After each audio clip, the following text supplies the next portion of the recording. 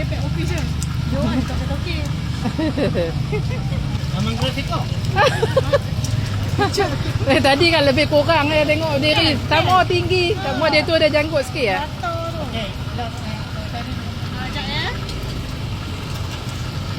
Oh, tak ambil video, saya tu kadang sembang je. Oh, no.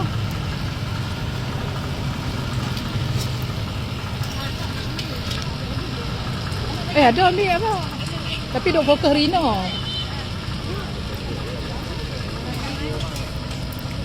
Adik part time adik. Tengok. Siapa kata Melayu malas? Melayu rajin.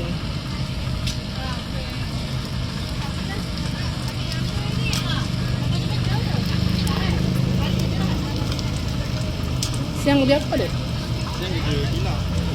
Ha? Hilang. Hilang. Hilang dekat Lawan dia belum? Oh. Belum.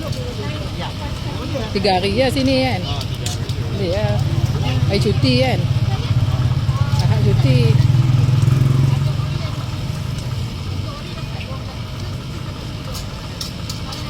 Tapi tu dia tak duduk. Kawan tu Balik terus tidur. balik mandi-mandi tidur. Tidur.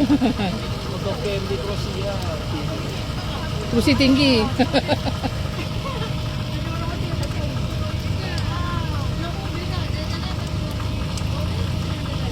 Dia gunting-gunting. Yang putih tu bubur cheese.